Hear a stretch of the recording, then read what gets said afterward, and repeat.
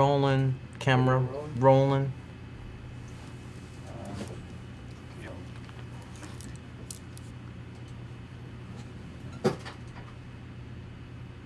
Fetching. All right. Let's go live. And ladies and gentlemen, we are live. Welcome to The Sober Grind. Yes. Always excited to be back here, live streaming, leveraging Pej's amazing knowledge and expertise I know and nothing. Experience. I'm like Socrates. The only thing that I know is that I don't know. That is true wisdom. Love it. Today we have an amazing topic. Hopefully it's incredibly helpful to you all. It is...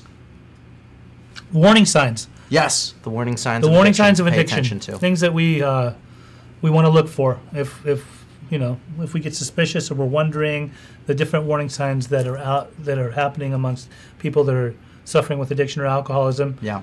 Yeah. Yeah, we're going to cover a lot of ground, but please feel free to leave any questions or comments if there's maybe some signs that you may be noticing that you want to get our opinion on. Leave those in the comments, and please, as always, feel free to share this video so that we can help reach more people. And please don't forget to subscribe on both iTunes, Google Play, or wherever you watch podcasts.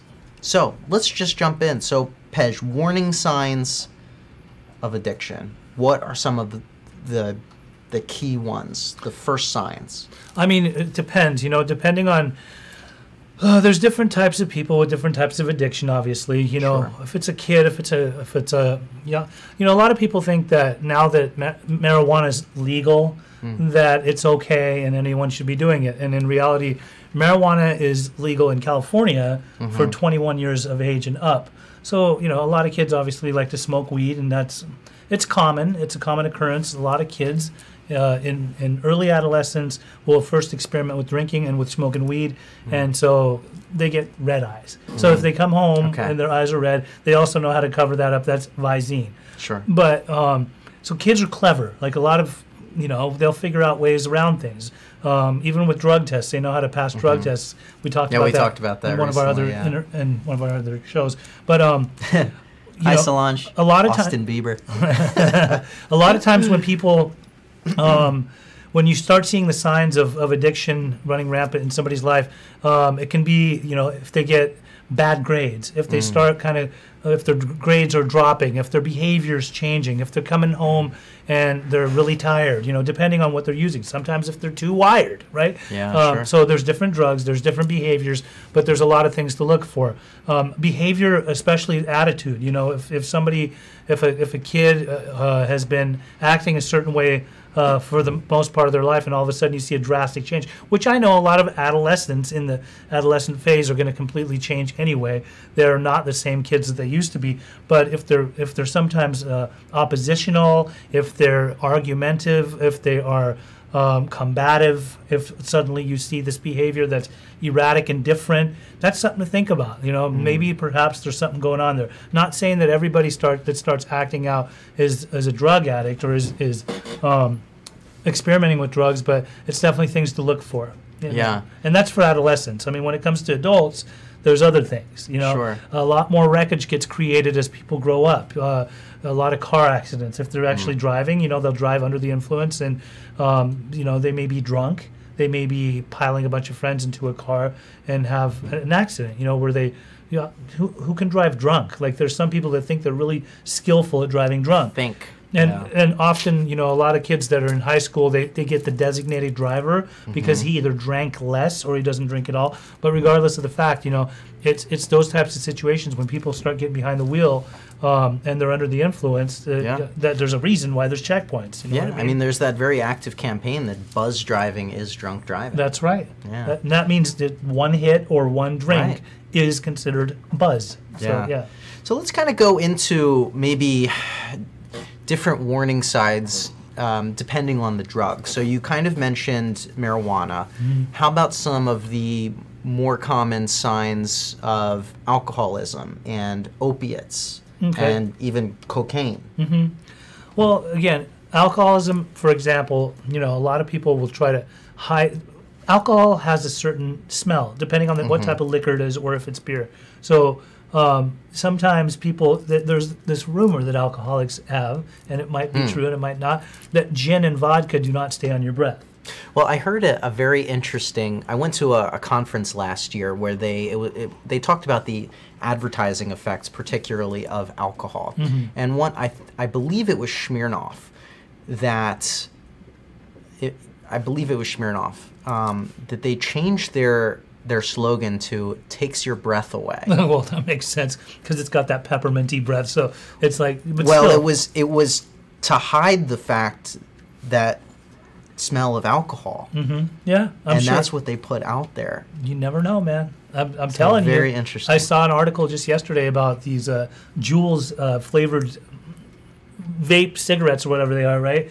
And the company never thought that teenagers would actually be using their brand. Have you heard all the radio commercials recently, anti-vaping?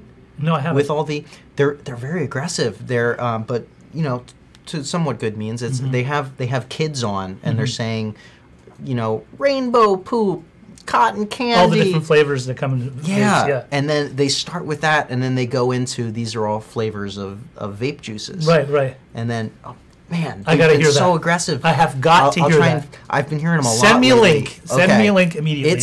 It's a very effective campaign, in my opinion, because it's attention grabbing. Right, and again, even with vapes, like people think that, well, that's not a drug. It's addictive. Like, okay, but people are using it to quit smoking regular cigarettes. It's still addictive. I mean, regardless of the fact, it is not supposed to go in your body. That's what a lot of people don't get. It's like we have more wisdom when we're younger kids as opposed to when we get older and we want to start experimenting with things, whether it be, you know, addictions can expand, they can grow. It can start from a vape, it can start from a cigarette, which, I mean, I'm talking from, you know, my own personal experience.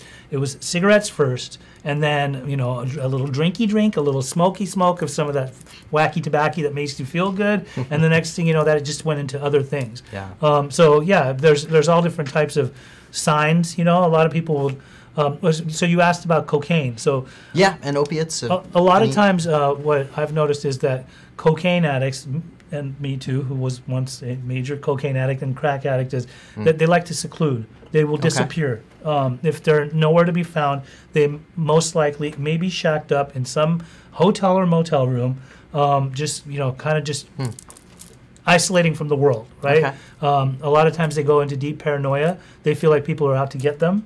They feel like the police are out to get them, and that's not just like with the typical cocaine user, but it's with the ones that develop and expand and grow their addiction to cocaine to the point where it becomes a way of life, to the point where they have to have it all the time, and you know they just can never have enough. You know, one is too many, 1,000's never enough. So so they will they'll lose sight of time, a sense of, you know, reality, and then their family members are often scrambling to try to find them.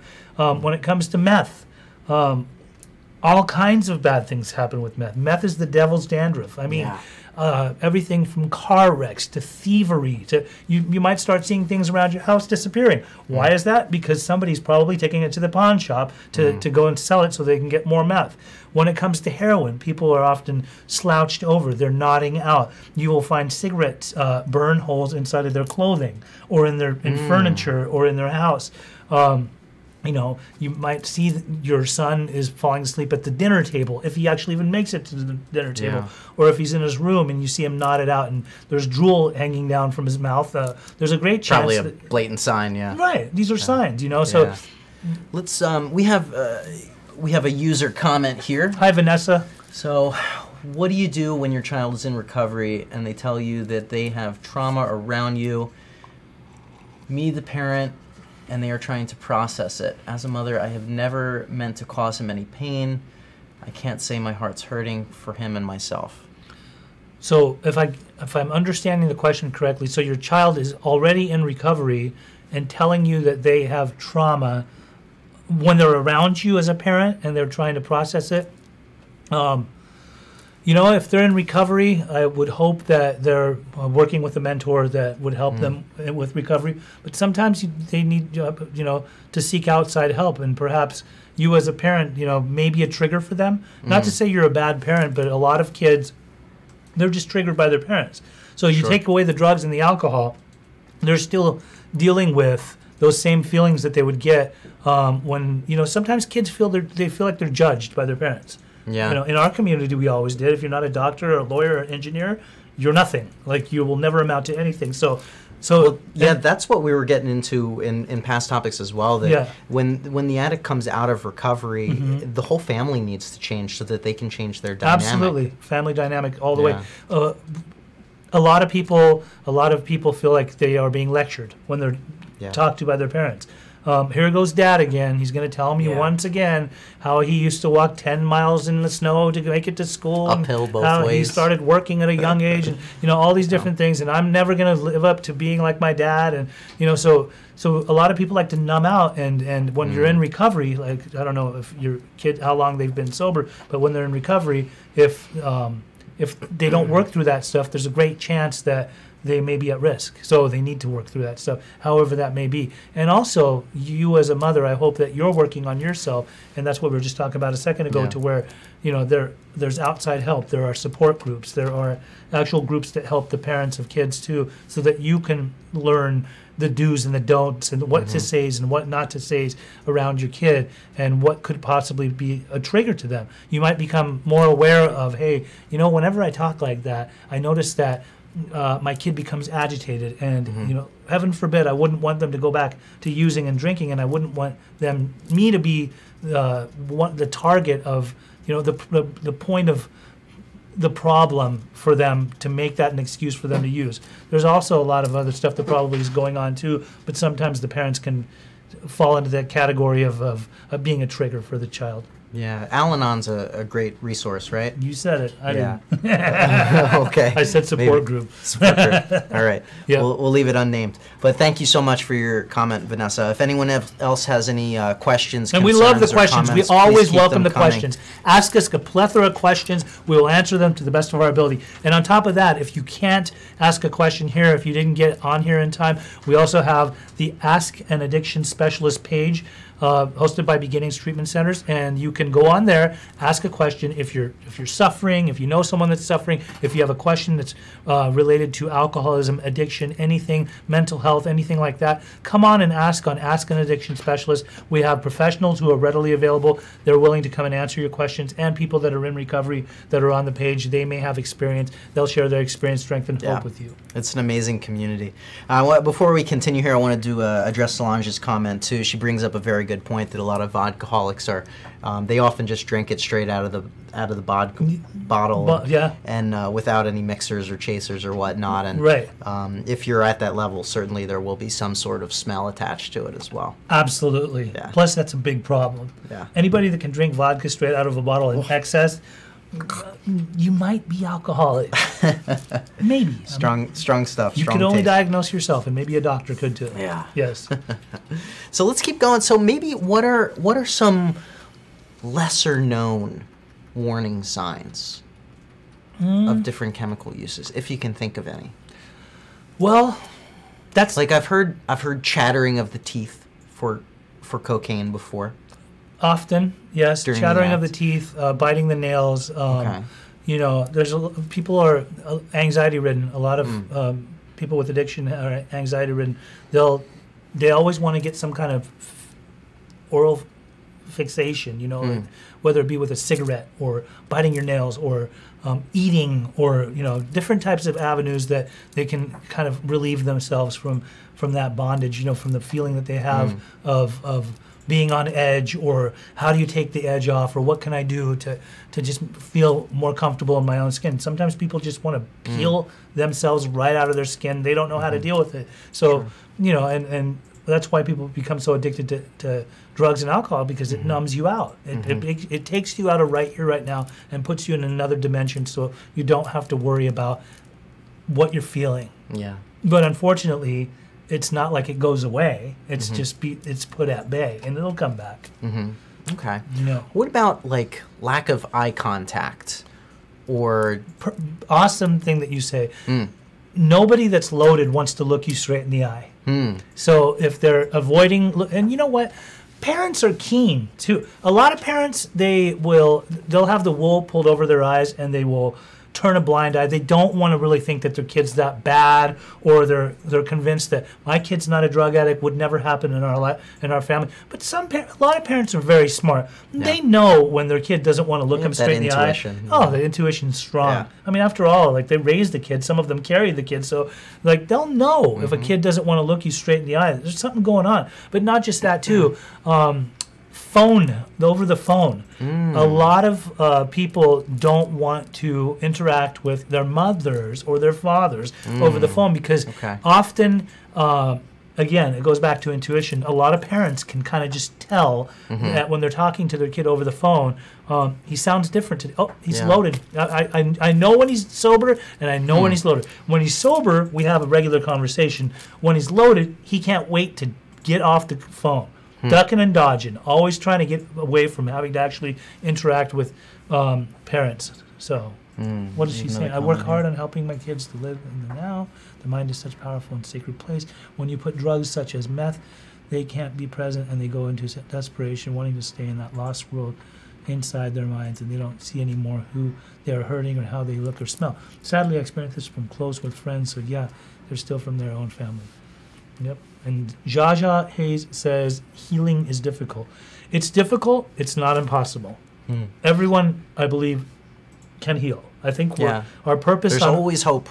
Always hope. I don't think our purpose on earth is to suffer. I think we all have a purpose to find our purpose. Yeah. Yeah. That's part of the mission of this show is to help provide hope. Absolutely. Pej, you're the man. From Alex. Pej, you are the man. Oh, thanks, Alex. You're the man. We got to thank you both from Vanessa. Thank you, Vanessa. Thank you, Vanessa. For leaving thank your you for comment. the question. I hope it was helpful. We always welcome your questions. We love your questions. Oh, look, Jeremy Dunn. Me old friend. Love your wisdom, man. Listening from Kenya. Oh, nice. Whoa. Very cool. I like Sober that. grind across the world. Yes. I hope I said your name right, because it's Z-A-Z-A. I would imagine it's either Jaja or Zaza. Either way, I love your name. It's Zay. Zay. Yes. Love it. So what else do you want to get into? Well, now that we've covered all that, let me just say this real quick, too. If your kid lives in your house and you don't want them to do drugs, and you feel like they might be doing them and hiding it, because kids are clever and they will be able to hide it. They sure are. You have every right, since you are supporting them, since you pay their bills, since you keep a roof over their head, you have every right to give them an ultimatum. If they're under the age of 18, you have every right to test them. And that means drug test them, right? Why not? Drug tests are there for a reason, to find out if people are getting loaded. Right. If your kid's living in your house and he's not appreciating your home, you're harboring, and they're using and drinking, and you allow that, you're harboring a person who is building their addiction, and that in the long run could become traumatic, tragic. They could die, they could overdose. Imagine coming into your house and you didn't know that your kid was, shooting dope, right? And suddenly you find him dead in his bedroom. It's like the biggest nightmare that anyone could ever deal with. So you're allowed to drug test your kid. Now, sometimes when you drug test your kid, they will mask the test. As we talked about a few weeks ago. They'll go out and buy these things in a head shop, in a smoke shop. Detox drinks. Right, these fake detox drinks that will cover, it'll flush their system, and so it comes back as a negative instead of a positive. So the next best thing that you could do is not only test them through their urine, but test them through a hair follicle, where you can send off their hair to a lab and have them actually, those tests can detect up to, I believe, up to 3 months of last usage, depending on what it was. There's blood tests too, but I imagine getting some hair might be a little easier. Like you just go those all work. Get their brush or something. You could just look in your local area and see what uses what. Then also, hello, Fareed. I don't want to discount the fact that kids like to experiment with hallucinogens. Everything from Special K, which is ketamine, which is a cat tranquilizer, to acid, which is LSD. How long does LSD stay in your system? So basically, when you're using it, the high of it is anywhere from 3 to 6 hours. Okay. how long does it stay in your system? It's hard to even detect it in your system. It's Oh, hard, even during? Yes, it's hard wow. to even. There are tests, I believe now, Okay. where they can detect if you've taken LSD, but that's like the hardest one to actually. Interesting. But a great indicator and a warning sign of if your kid's on LSD is when they're in another world, when they're basically, because they're in full hallucination mode. So if they're walking around and they're telling you that the planter is turning into a French man or something like that, It's probably a pretty big warning sign. a big warning sign. A lot of kids like to take mushrooms, you know. Yeah. I can never pronounce it right, but I think it's something like along the lines of psilocybin or whatever. Oh, psilocybin. Psilocybin, right? Yeah. There's a P at the beginning. Silent P. But anyway, so mushrooms too, along the same lines of LSD. That's Kids like expensive, he says. kids like to trip. They like to go into another world. So yeah. Yeah. What's your opinion on, maybe you don't want to get into this, but I was listening to a podcast today and they brought it up, so it's fresh on my mind, but Kratom. Now, there's pros and cons there, but...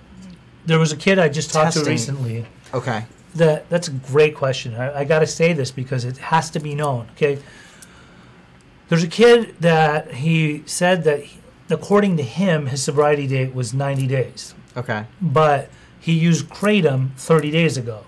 Okay. And I said, anything that affects you from the head up in my world is not sober, okay? So if you're trying to, what's your intention? Like, was your intention to get a head change? Because if that's the case in my world, it's not sober. In many people's worlds that are in the sobriety world, that's not sober. Now, he was absolutely convinced that he was, that was his, and I think that was just his excuse to be able to still not stay sober. He didn't want to stay sober, obviously. He's making, addicts make up lies, right? Sure. But Kratom's a dangerous drug. Yeah. Kratom is synthetic heroin. Yeah, they're trying to make it illegal now, I heard. They should. They should have made it illegal a long time ago. Yeah. And I can't believe you can buy that in smoke shops. You can buy That's crazy. spice. Yeah, I've which heard is the K2 and like the synthetic That's a synthetic marijuana. And that stuff kills people. not only, okay, so it's so dangerous. I'll say this right now. I used to work at this treatment center where I was a house parent too. I came home one day, and it was in Newport Beach. And I remember that I wasn't even supposed to come home that day. I just came home to grab a piece of paper real quick. And as I pulled into the driveway, 3 of the guys that lived upstairs, it was an upstairs-downstairs unit by the beach, were one of them. I just watched him do a face plant right on the top of the balcony, and I'm like, what is going on here? I parked my car, I ran upstairs, and that guy got back up and was shuffling around the house, and the other guy was just sitting on a chair with his tongue and his Wow. just going blah, blah, blah, blah, like his eyes were like going all over the place. And then I found the other guy in a back room in a closet against the wall, just banging his head against the wall. Okay, warning signs. Major warning signs. I'm like, what have you guys taken? What are you guys on? Obviously, they weren't coherent enough to be able to tell me anything. One of them took off and went down the street to Circle K, and the paramedics came and picked him up there. The other 2 guys, I had to call the paramedics for them to come and take him to Hoag Hospital. Now, come to find, after we searched their stuff, that they had gone to a local smoke shop in Newport Beach. So this is how accessible it is for kids to be able to get this stuff, and it should be made illegal. And I'll keep talking about it until enough awareness is raised to where it is made illegal, right? But they had mixed kratom and spice together, and it completely zombified them. I'm talking like it took them into another world, another dimension. They were different people, right? And sadly, I don't know what happened to 2 of those guys, but one of the other ones, I have seen him in and out of treatment centers for the last 4 or 5 years, still struggling. And it just amazes me that that they couldn't get the regular stuff, because nobody that's a heroin addict is going to want to resort to Kratom. Kratom is a drug that you couldn't, there was a time when you couldn't detect it in drug tests. Now they actually have drug tests that have more panels that test for Kratom and spice. But Kratom was a drug that they used so that they could like kind of slide under the radar and get away with. Gotcha. And it's dangerous and it's unnecessary. Yeah, absolutely. Yeah. Well, it sounds it from what you just said. Yes. We have another comment from Solange here. Oh, it's a long-winded one. All right. Parent need to build trust in their kids since little. My parents always told me, no matter how ugly the truth, they always told me. That's right. Our children are the future. Trust needs to be built in them. Yeah. Yep. Absolutely. All right. Well, let's leave it open for another minute. If anyone has any questions, comments, wants to let us know where in the world you're watching from, we welcome all comments. And even if you ask a question and we didn't get to answer it today, I will go back through it later, both of us, and we'll try to answer it to the best of our ability. Yeah. And you can always call me if you ever need any kind of help, anything like that. Been doing a lot of interventions lately. If you can't handle somebody in your family or a loved one that seems to be, going down a dark path and you need some help, contact me. My number's 949-751-7761. This show has been broadcast and put on by Beginnings Treatment Centers. Yes, an amazing treatment center located in Orange County. Treat all levels of care from detox to inpatient to aftercare. Full spectrum. There's an amazing alumni and family program there. Give them a call at 800-387-6907 or visit them online at beginningstreatment.com.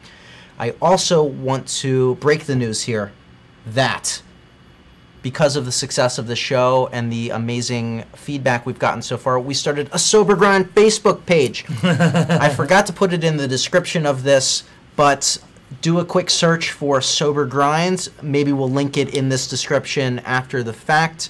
We're going to be growing that page.